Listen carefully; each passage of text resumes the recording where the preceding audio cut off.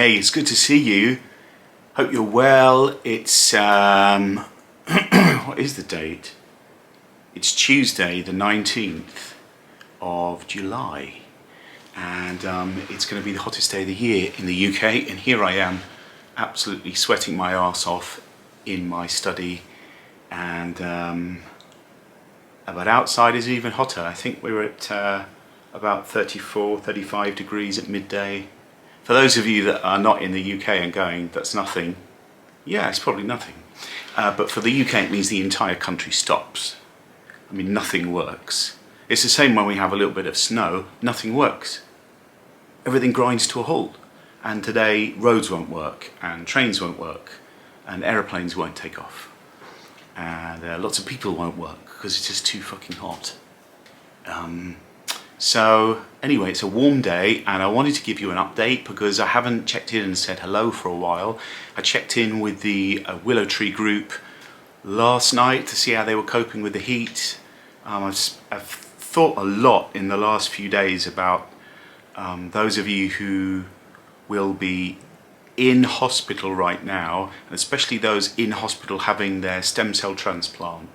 So maybe spending 3, 4, 5 weeks, some spending much longer in there. And I mean, it must be, for most of you, bloody unbearable. I mean, I had a few hot days when I was in, and I managed to stay cool enough. But I know there will be lots of places that don't have any aircon, they maybe don't even have a fan. But I just hope that the people who are taking care of you are doing all they can to keep you cool and keep you rested and settled. I mean, it's bad enough what the body has to go through in a stem cell transplant, let alone doing it in 35-degree heat. So anyway, I wanted to come and say hello. Here I am in a vest, which is quite unusual. I feel quite uncomfortable. Whilst my head does blend into my neck and my body, it all still looks a little bit strange. I think I look like something out of Avatar. Except I'm not blue. But there is a bit of hair coming back, you can probably see if I lean in. I call it silly hair because it's like silly hair really, it's like white and thin. It's like baby hair actually. I suppose after my rebirthing the baby hair is coming through. And my moustache is growing quite strongly. There's almost a bit of 6 o'clock shadow, which is slightly odd. I never had that before. But generally, health-wise, I'm on track. I think my numbers they're bouncing around a little bit, but they're all going in the right direction. The hospital are happy.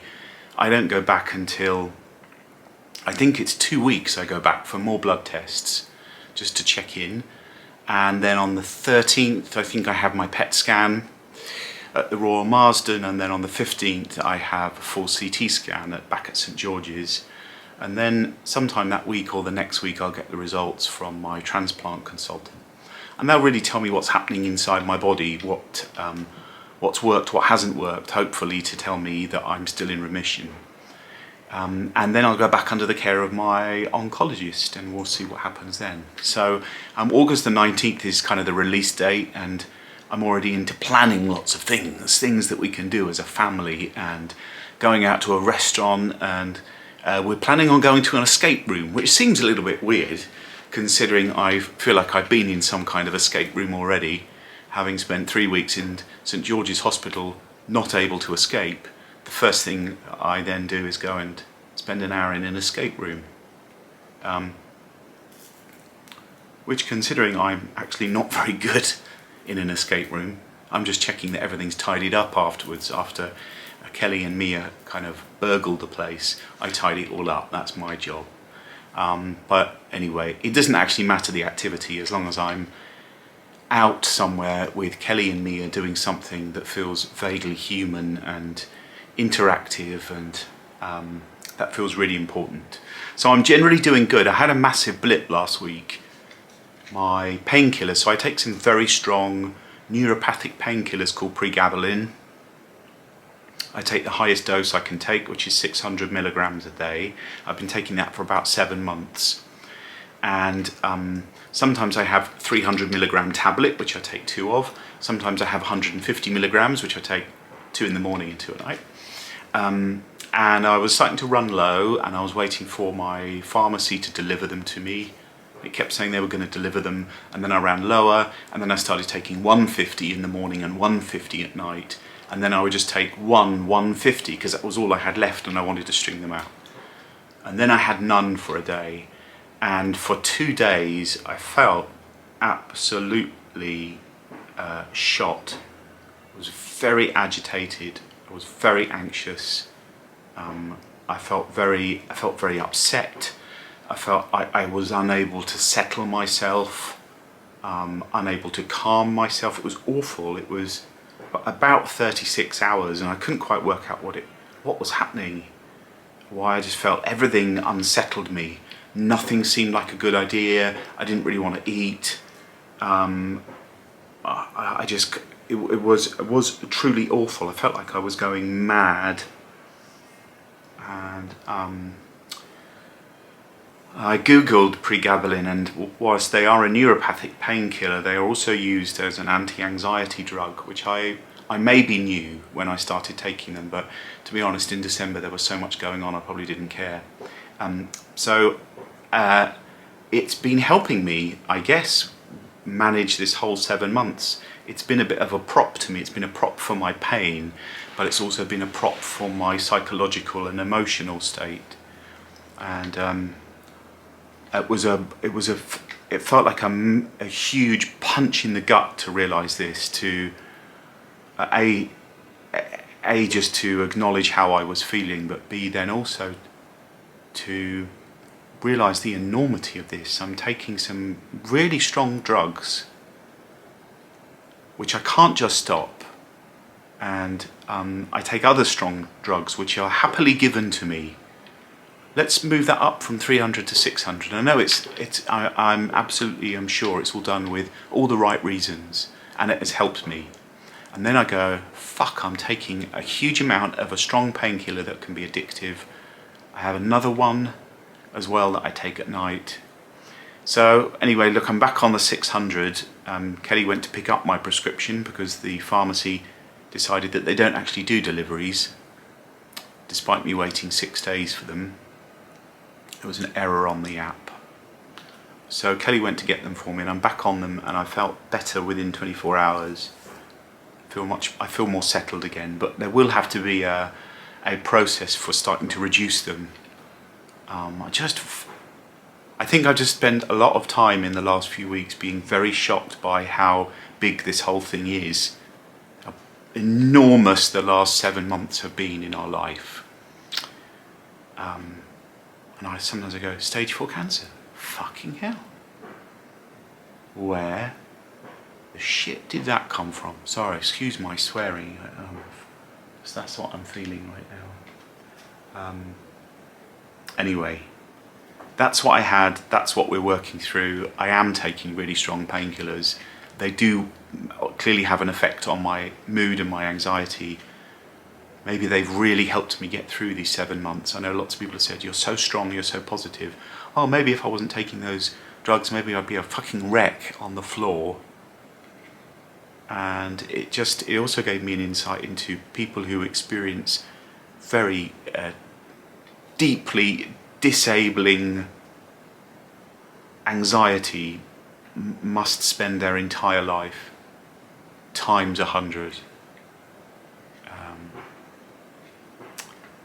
Anyway, so that's the update on me. I'm kind of back in with a bit of stability. Last video I said, if anyone's got a bass guitar, if anyone fancies gifting me a bass guitar, I was joking really, because I wasn't expecting anyone to gift me a bass guitar. I have many wonderful clients, and I have one who texted me that evening, and I'm not going to say who she is because she might not want to be named. But she texted me and said, I'm getting you a bass guitar, choose one. And I'm like, no, it doesn't work like that. She's like, no, I'm getting you a gift. I've wanted to buy you a gift for ages. I didn't know what to get you that would be special. Choose a bass guitar.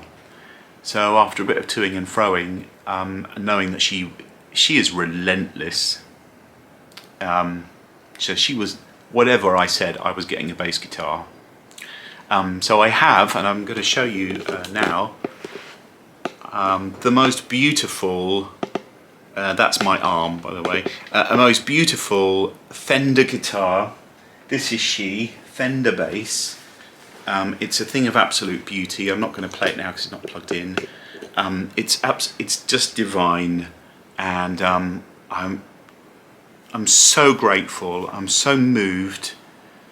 She has a very beautiful young son, and she said if ever the point comes that you don't want it or you stop playing it, please give it back to me so I can give it to Benicio, and it will be infused with some of your soul. And I mean, to have clients like that anyway, even if she didn't buy me anything. I mean, and she's freaking amazing to work with, because she does the work, you know. She shows up, she's active in it. It's a two-way relationship that we have, where we meet each other, and she's an incredible tour de force, and her organisation is very lucky to have her, and I'm very lucky to have her in my life as a client, and I think as a friend. So goodness only knows what I'm going to ask for today, and might be gifted to me, I don't know. So I absolutely love it. I have my first lesson with my very dear friend Steve next Monday, who is an incredible guitarist and composer and educator, and I have my first lesson with him next Monday. So that's exciting, and I've had a play of it every day, and I'm fairly bad at it. Mia is incredibly good at it, of course, because that's Mia, and whatever she picks up kind of seems to happen and work. So here I have my bass guitar, so incredible, a beautiful story. And Mia's doing good. She's on school holidays. She is still looking at universities and liking some more than others, which is great then to have a choice. Kelly's busy. Tired with the heat. There's lots going on. She's working flat out. She's doing some amazing stuff with her pilot program for the Psychosynthesis Trust. I'm so proud of her, because there's a large part of it that she is amazing at pulling together, and there's some of it that stretches her own comfort zone, of course. And yeah. She's amazing. Both of my girls are amazing, and my dog is amazing as well. And we're doing lots of training with him to manage his anxiety. He basically is me, just in a four-legged, very fluffy form. But he's an anxious soul. So we're doing a lot of work with him. So there's loads going on, and the last thing I'm going to just tell you about, and then that means I'm going to ask for, and maybe it will be delivered to me, is that on September the 24th, that's what we're planning, it's a Saturday, we are going to have a big party, which we want to have in central London, and we're thinking it will be up to 500 people. What we wanted to do was invite everyone who donated to the Willow Tree, and that's almost 1,000 people, so that's a really big do. So we're thinking 500, and the purpose of it is going to be a big fundraiser. We've been thinking recently, how do we make more funds for Willow Tree? That's one of the ways. We're going to have a fundraising event with an auction, with a raffle. It coincides with my 50th birthday, which is on the 26th of September. And we want it to be just a big party, raise as much money as we can for Willow Tree. So we want to keep our costs at the minimum, which means we are going to be, and I am asking for, a central London venue. It might be a corporate that has a big meeting space we could have on a Saturday night, or perhaps a London venue who in some way is very touched by the story and the Willow Tree and would like to give us at least a discount, whatever they can do to support us, so we can get the people together, we can raise some money, we can give more money to the families. And we've given away a massive chunk already, and we want to give away a lot more. So and at the same time, it's going to be a massive thank you to all of those who have already donated, supported us, stood alongside us, still stand alongside us, holding us up when days are shitty. and for the families that we've supported, we want to be there. So if you're watching this and you want to be there, you go, I'd love to be a part of that. Say yes in the comments. If you know of someone that can help us, or if you can help us with any of the things, maybe a celebrity auctioneer we could get, please comment, or please drop me a message, or Kelly a message. I know we haven't got long, and but we're going to make this happen. If we can get through 7 months of cancer, then we can make a party happen, and we can just get a ton of funds together for the Willow Tree. So that's me signing off. Hottest day of the year, hottest day ever potentially in the UK. I hope you are managing to keep cool. I hope you are staying well and looking after yourselves and looking after each other. I am forever reminded of the importance of us looking after self and holding ourselves up before we can have any chance of holding up another. So maybe just check in with you and see how well you are doing at holding yourself up. Okay, I send you a lot of love, and I will speak to you soon. Bye.